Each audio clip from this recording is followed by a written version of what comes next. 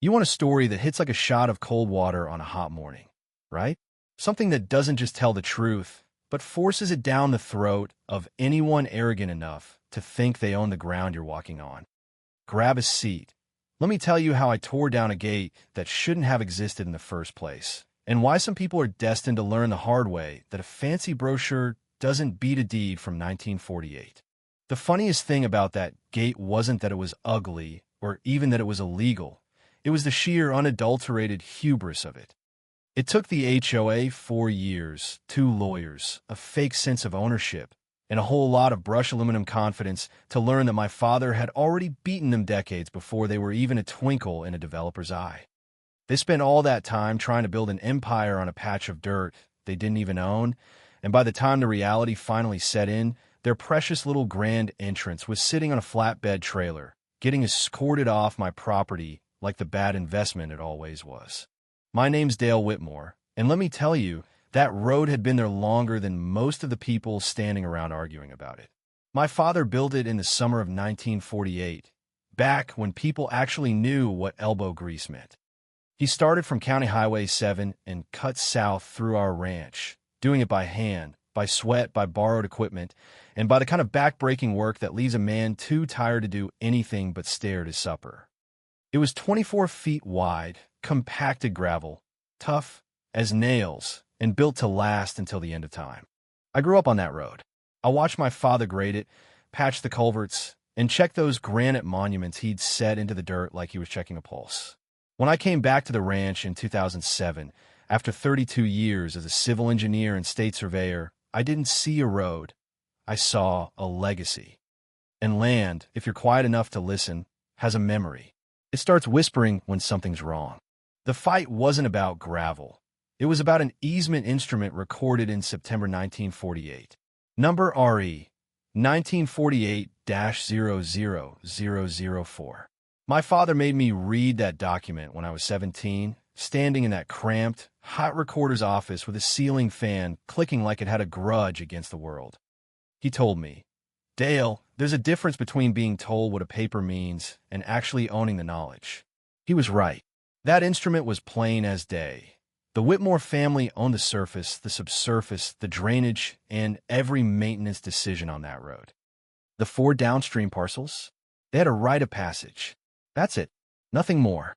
No management, no community improvements, and certainly no right to stick a gate in the ground. And on page 4, there was a clause my old man insisted on, a poison pill for any fool who thought they could play landlord on his land.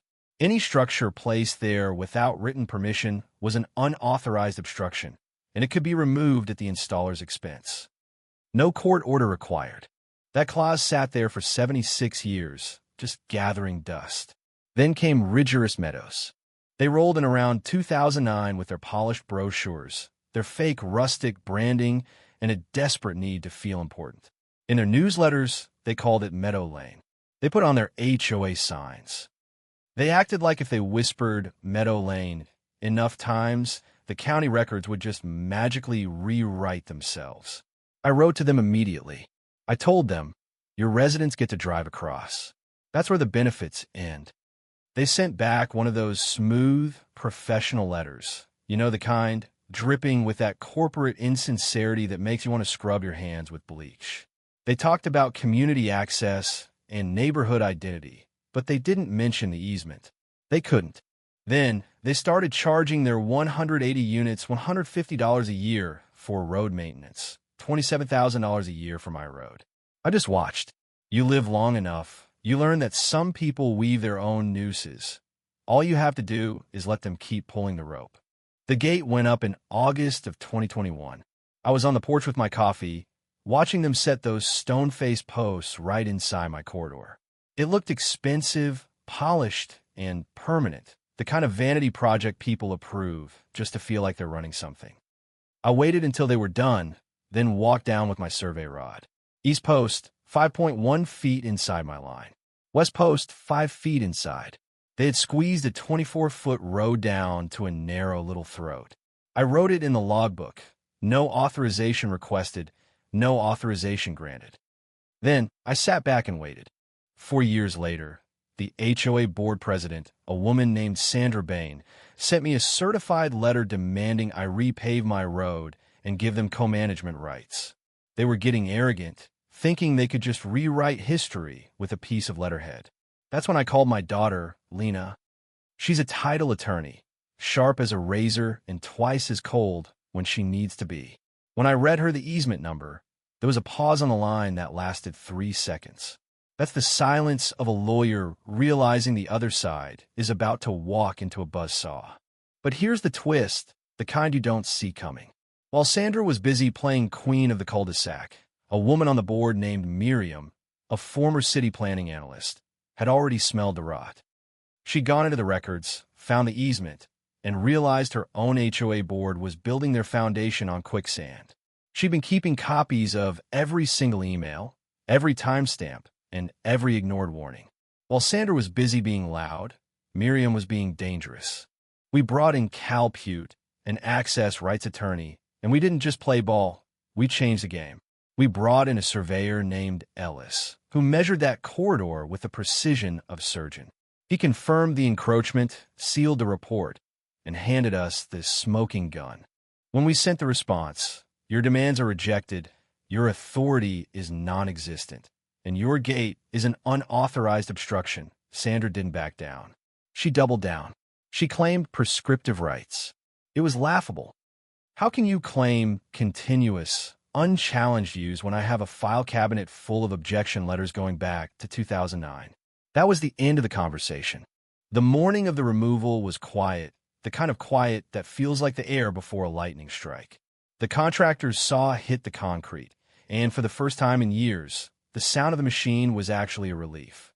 By 11 a.m., the gate, the posts, the fancy signs, it was all gone.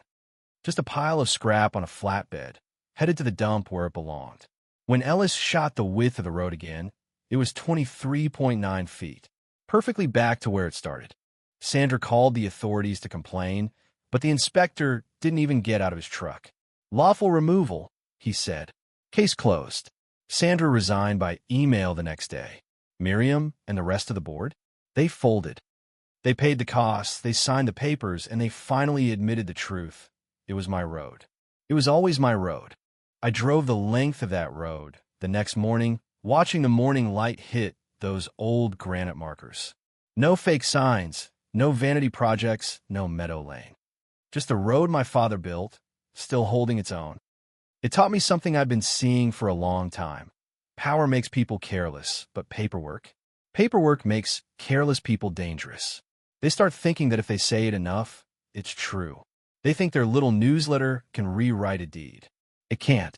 But I'm left wondering about you. When someone in power spends years pushing a lie, treating it like it's gospel, is it enough to just correct the record? Or is there a different kind of justice in making them feel the weight of every inch of the mess they made?